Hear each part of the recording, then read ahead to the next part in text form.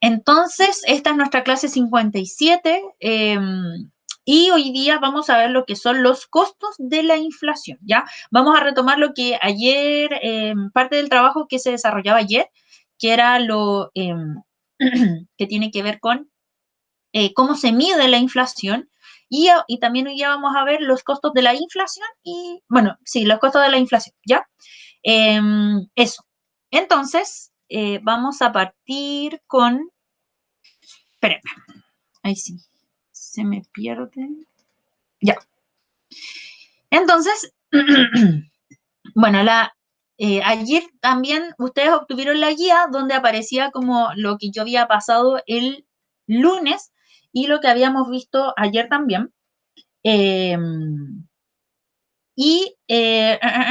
bueno, y ayer en particular como el contenido nuevo tenía que ver con cómo se medía la inflación. Bueno, por inflación, para hacer como una recapitulación, recuerden que es el aumento sostenido y continuo del nivel general de precios de los bienes y servicios, ya de una economía en un tiempo determinado. Cada país tiene formas distintas de poder medirlo. En muchos países se utiliza este indicador que es el IPC, que es el índice de precio al consumidor, ¿ya? Que lo que hace el IPC, al menos aquí en Chile, mide cuánto varía en precios la canasta básica de alimentos, ¿ya? Y servicios, y sí, bienes y servicios.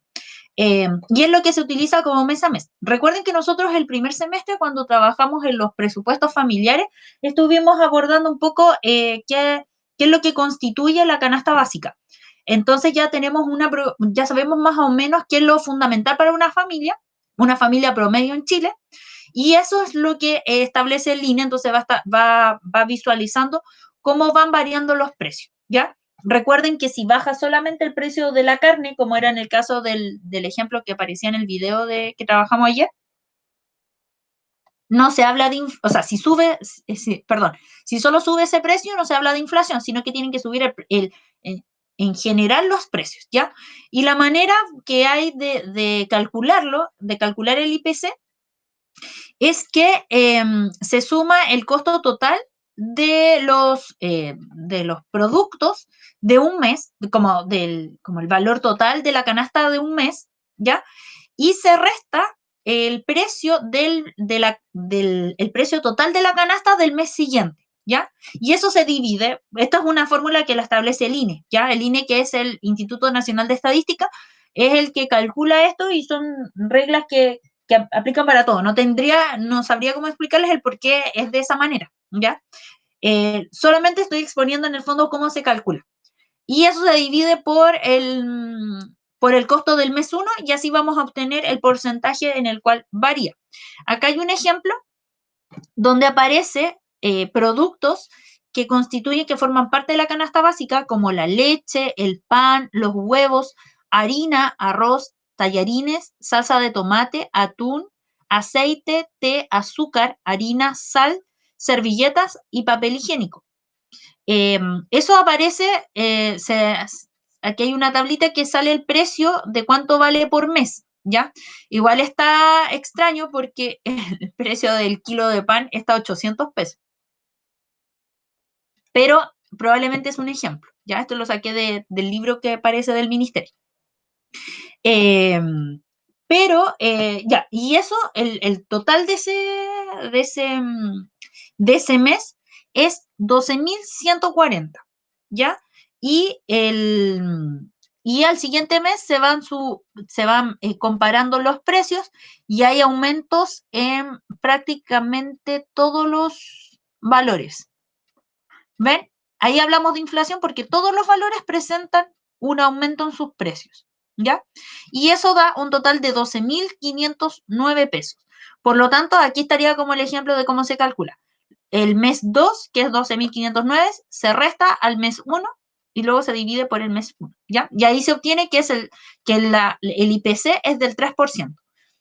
Recuerden que el IPC es como la forma en que se mide la inflación, ¿ya? Por lo tanto, es como el termómetro.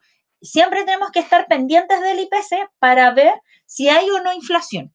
Si el IPC se dispara, quiere decir que la inflación aumenta y eso es peligroso. Y ahora vamos a ver por qué. Si disminuye, o se mantiene dentro del 3%, vamos a estar hablando de una inflación como sana, que es normal para un sistema de mercado. Ya, entonces, no sé si tienen alguna duda con respecto al IPC o la forma en que se mide.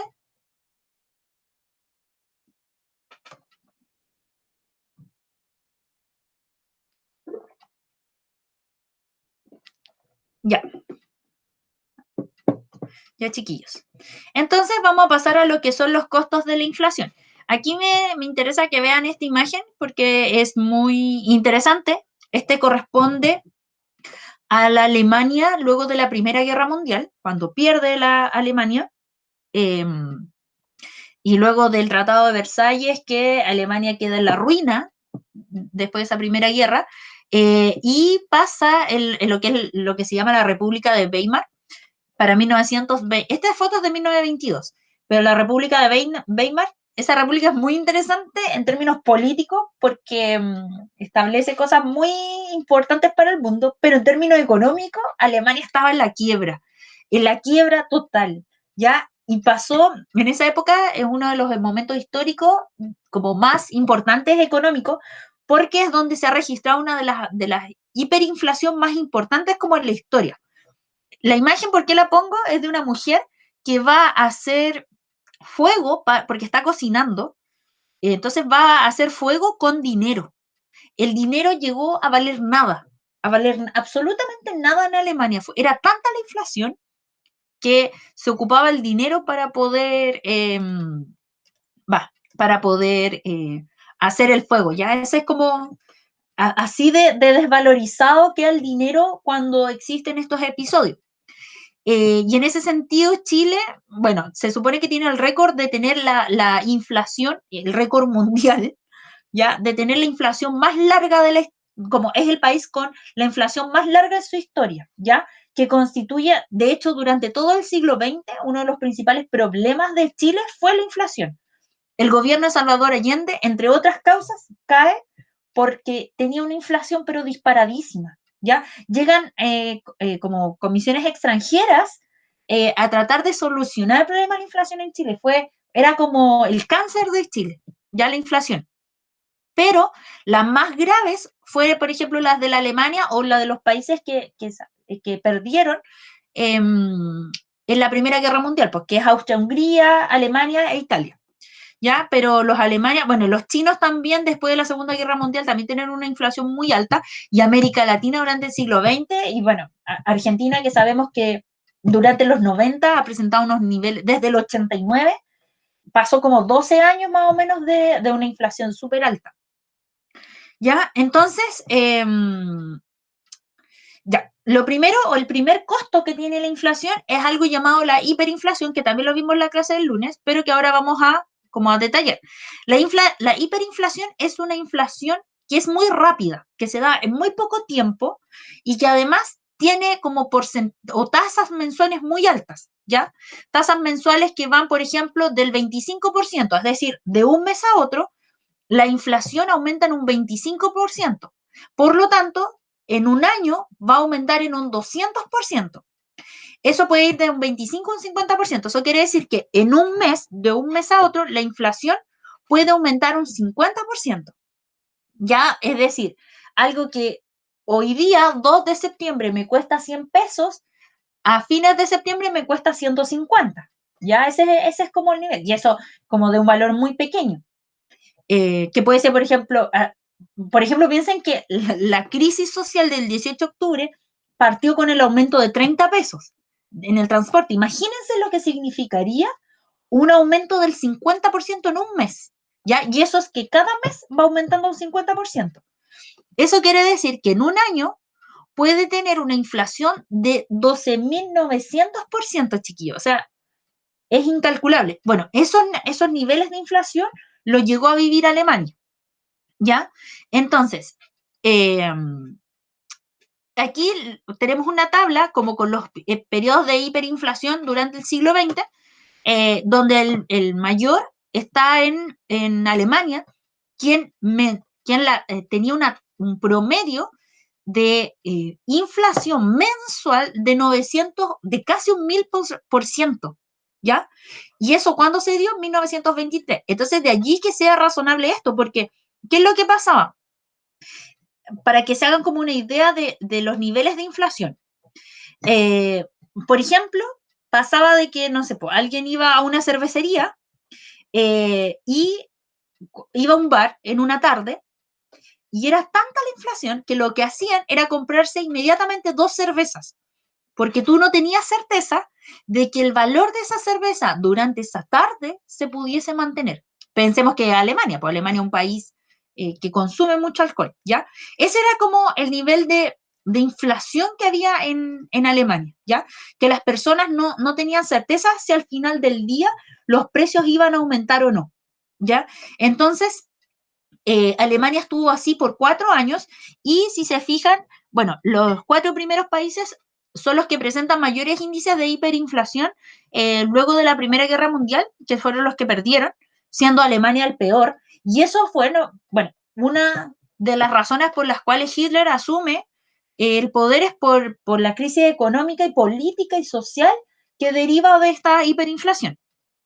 Y los últimos 4 países, que es Brasil, Argentina, Bolivia e Israel, son como los que corresponden a ya durante el siglo XX, si se fijan, es de 1990, del 89-85, pero son los que han durado más años. Por ejemplo, aquí Argentina tuvo 12 años de inflación, de una inflación que estaba en un 18%, pero que duró 12 años, ¿ya? O Brasil, que estaba en un 22%, pero duró 10 años. ¿Ya? Chile nunca ha vivido, por ejemplo, la inflación que experimentó Alemania, pero sí vivió una inflación anual. Hubo un año que, si no me equivoco, fue del 72 al 73, en que aumentó un 600% la inflación, ya que fue muchísimo. Ya, entonces, bueno, los casos más extremos, evidentemente, es que cada mes haya como una inflación por sobre el 50%, que es lo que pasaba en Alemania. ¿Ya? Bueno, Chile nunca ha vivido una inflación tan exagerada de hablar. Recuerden que estamos hablando de 12.900% anual de inflación, sino que Chile durante todo el siglo XX vivió una inflación súper permanente. Recuerden que lo establecido, lo estándar, es tener una inflación entre un 3 a un 5%. Chile alcanzó niveles, por ejemplo, no sé, pues si se fijan entre el 52 y 57, casi de un 100% de haber estado en un 90, pero por lo general se mantenía siempre como en un 30% la inflación en Chile. Eh, y bueno, por ejemplo, y eso más o menos se empieza a registrar desde la crisis de 1930, recuerden que es la crisis económica mundial, hasta el 2000, ¿ya? O sea, hasta el 2000 tenemos un promedio de un 30% de inflación, donde, como ustedes ven, se dispara en esta época, entre el tiempo de la Unidad Popular y los primeros años de la dictadura militar. Vamos bien, chiquillos, ¿cierto? ¿O tienen alguna duda? Ya, ya, si tienen alguna duda, me detienen y me preguntan, ¿ya? Porque quizás voy a tratar de explicar lo mejor que pueda. Tengo varios ejemplos, pero la idea es que les quede bien clarito, porque la evaluación que vamos a iniciar ya la próxima semana tiene que ver con esto, con costos de la inflación. Bueno, entonces, como les decía, ahora, como les decía, el porcentaje promedio en Chile fue de un 30%. Hoy día, por ejemplo, nosotros tenemos una inflación de un 2,5%, o sea, muy, muy, muy, muy baja, ¿ya? Ahora, obviamente, esto es complicado, por ejemplo, para quien, no sé, tiene un sueldo mínimo o tiene una pensión básica y, por ejemplo, si durante un tiempo, no sé, con 100.000 pesos podía comprar 10 objetos, al año siguiente o al mes siguiente ese mismo sueldo, con una inflación del 30%, quiere decir que hay o sea, los precios aumentaron en un 30% y por lo tanto ya no vas a poder comprar 10 objetos, sino que vas a poder comprar, no sé, 5. ¿ya? Porque los sueldos son los que no se reajustan de acuerdo o, o cuesta reajustarlos a veces de acuerdo al aumento de los precios, por lo tanto se desvaloriza. Ya eso es una idea como súper importante de tenerlo. Ahora, eso sí, también es importante saber que la inflación como fenómeno es bastante nueva, ¿ya? Aparece en el siglo XIX. Piensen que la economía existe desde que existen transacciones, desde que podríamos hablar como de estos fenómenos, desde que se empezó a desarrollar el mercantilismo, ¿ya? Como desde el siglo XVII, XVIII podríamos hablar, ¿ya? Pero la inflación como fenómeno viene a surgir en el siglo XIX y se empieza a instaurar con mayor fuerza a fines del siglo XIX, principios del XX. Así que es un fenómeno súper nuevo. Y bueno, y no solo tiene repercusiones como en lo económico, sino que también tiene o impacta en lo social y en lo político. En lo económico, los costos que tiene la inflación son que por una parte genera incertidumbre, ¿ya? Porque uno no sabe bien cuánto van a aumentar o no los precios en el futuro, ¿ya? Y por lo tanto, eso puede generar equivocaciones. Principalmente, por ejemplo, en las empresas. Que las empresas, como no tienen tanta claridad, cuando estamos en fenómenos como por ejemplo, de hiperinflación, como no sabemos cómo se viene el mes siguiente o la semana siguiente, las empresas les cuesta mucho tomar decisiones sobre la inversión que generan. Entonces pueden, por ejemplo, eh,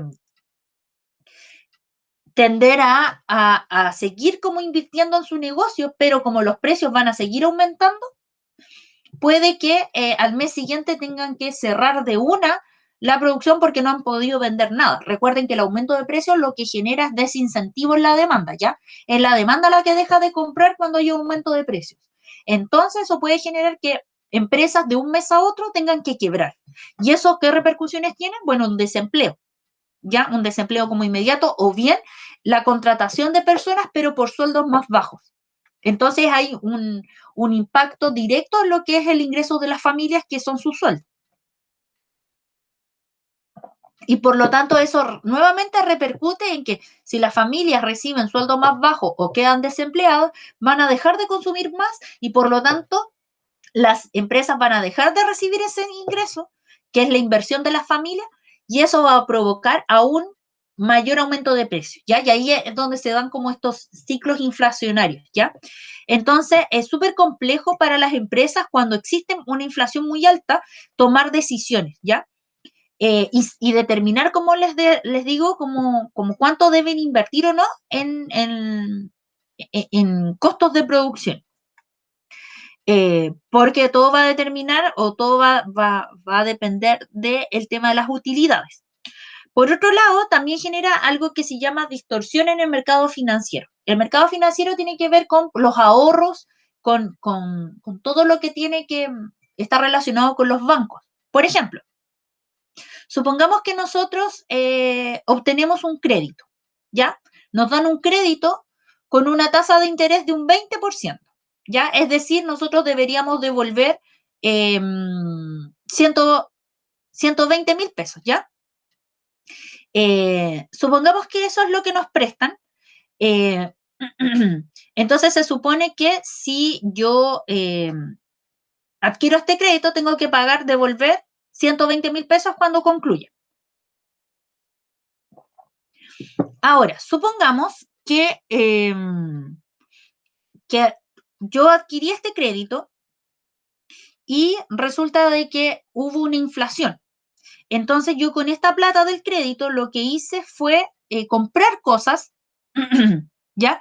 Que luego, que esta platita a mí me sirvió para comprar cosas que yo con un aumento inflacionario, supongamos que ya, yo conseguí el crédito de 100.000 pesos, compré algo de 100.000 pesos, o sea, con esos 100.000 pesos, y resulta que durante ese año, mientras yo tenía que, antes de que yo tuviese que devolver esta plata, yo compré cosas, ¿ya? Y lo pude vender, como hubo una inflación, yo pude vender esas cosas más caras, porque como hubo un aumento de precio, hubo como una inversión. Entonces, sin embargo, la tasa de interés, las deudas no aumentan con la inflación, se mantienen. Por lo tanto, lo que hubo es que yo tuve una ganancia respecto a ese como crédito inicial, ¿ya? Es como si yo hoy día comprara un celular, yo pido un crédito, compro un celular, el celular me sale 100 lucas, pero resulta que hay una inflación y antes de que yo tenga que devolver el crédito, que yo lo voy a tener que devolver a 120, resulta que yo vendí ese celular, pero yo lo vendí a 130, porque ese fue parte de mi ganancia con la inflación que se dio. Entonces yo voy a devolverle al banco 120, porque ese fue el crédito que me dio, aplicándole el 20% de la tasa de interés, pero voy a ganar 10,000 pesos, ¿ya? Entonces, en ese caso, el banco no gana nada en el fondo. En ese caso hay como una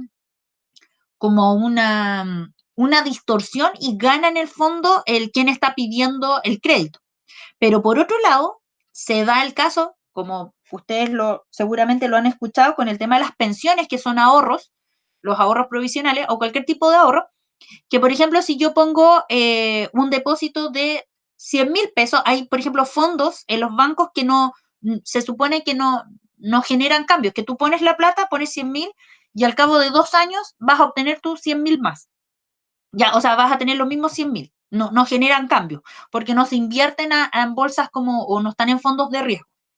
Pero resulta que si yo pongo hoy día 100,000 pesos y los saco en 2 años más, esos 100,000 pesos ya no van a valer lo mismo, porque la inflación va a haber hecho que aumenten los costos y por lo tanto mi plata va a valer menos.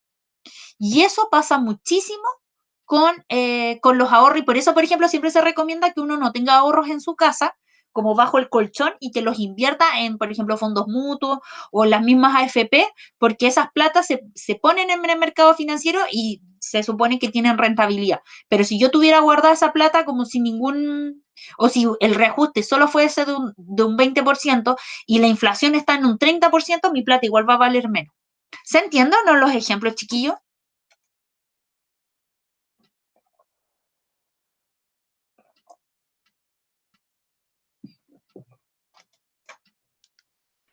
¿O están un poco confusos?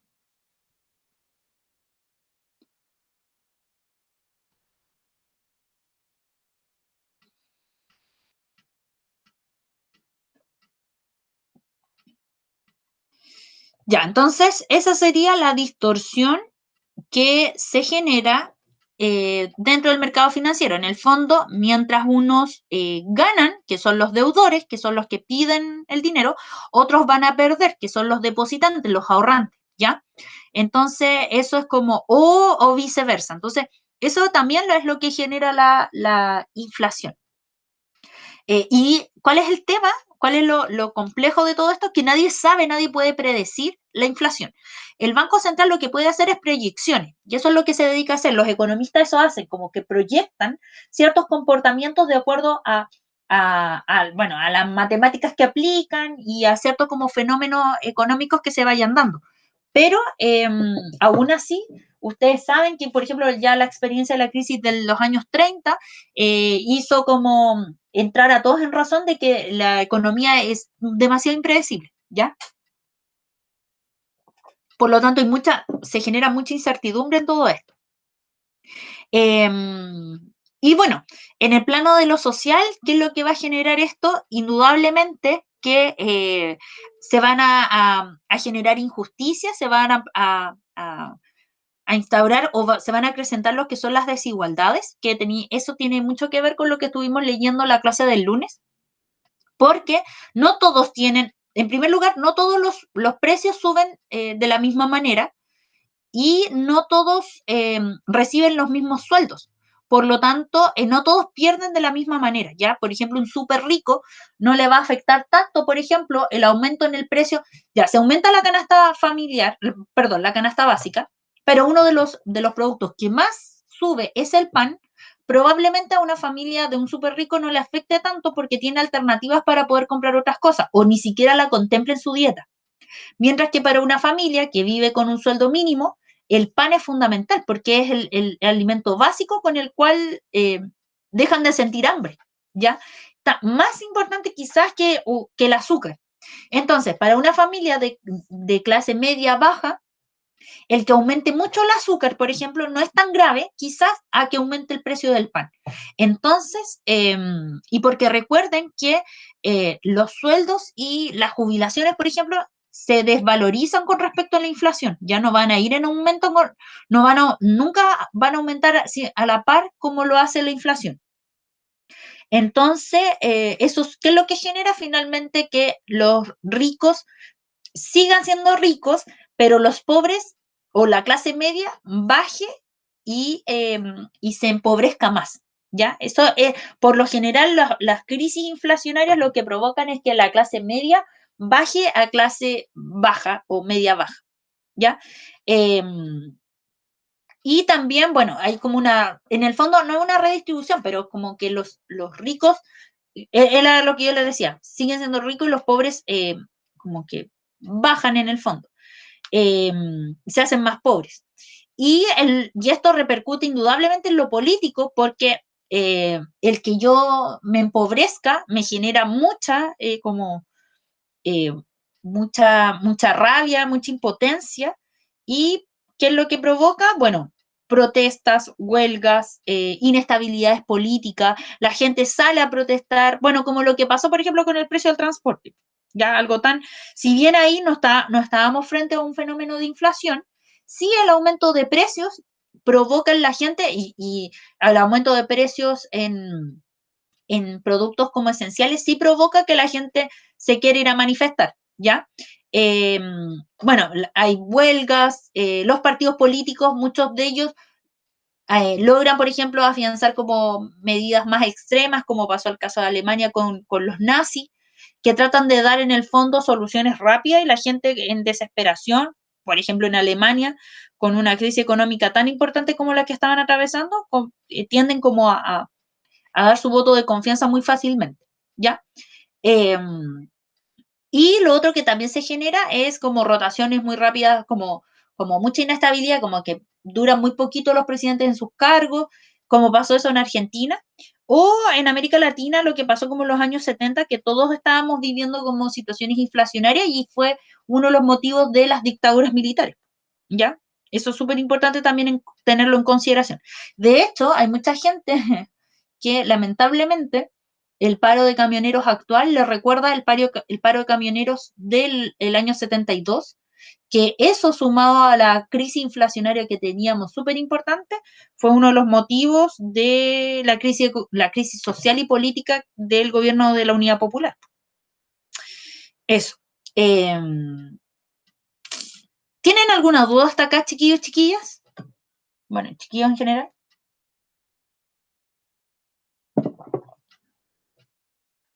¿No? Ya. Entonces,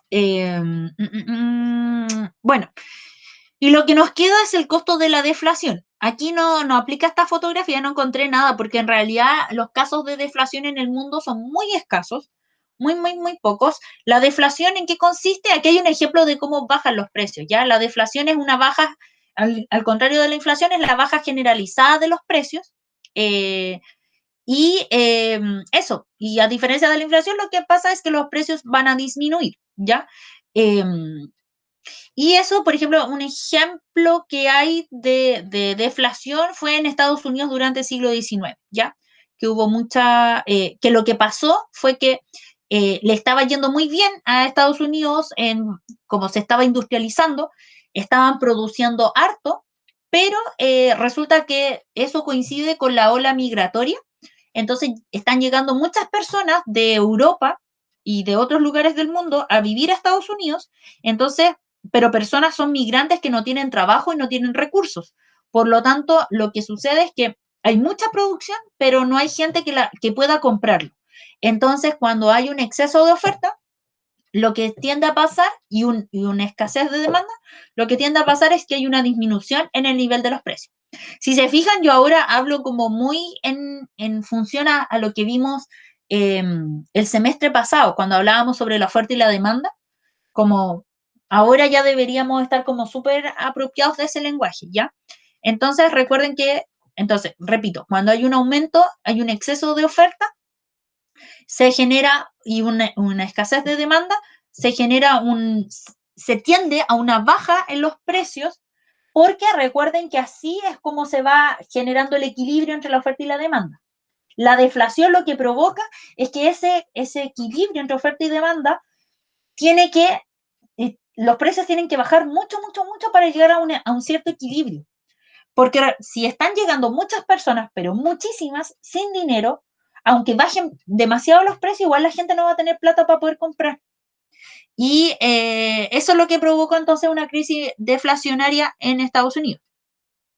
Y bueno, también en Chile un periodo de deflación fue para la crisis económica del año 30, cuando por ejemplo el salitre eh, bajó su nivel totalmente porque el mundo dejó de comprar salitre y se desplomaron los precios del salitre. Ya, y eso provocó una crisis como deflacionaria en Chile, o sea, eso arrastró a que otros productos también bajaran su valor.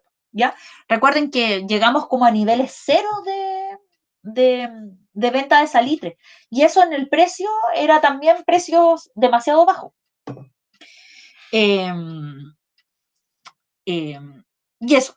Ya, ahora, ¿qué es lo que provoca la deflación? También provoca desempleo. También como que el problema de la deflación es que si los precios disminuyen, los trabajadores se niegan en el fondo a que sus sueldos sean rebajados, porque no tiene sentido. Pues si los precios están bajando, como que no tiene sentido, por ejemplo, que te bajen los precios, o sea, que te bajen los sueldos. ¿Y por qué? Especialmente porque por lo general los trabajadores tienen deuda y las deudas no suben ni bajan con la inflación ni con la deflación, se mantienen. Y eso es lo que ellos tienen que pagar, ¿ya? Entonces, y como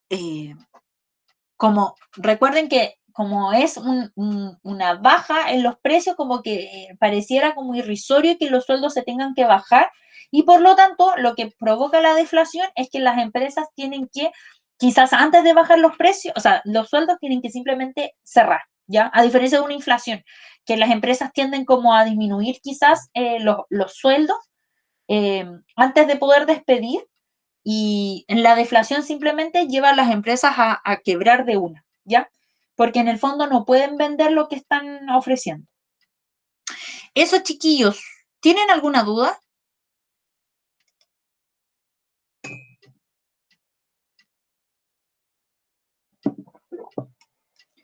Ya, entonces, ahora vamos a pasar a la actividad.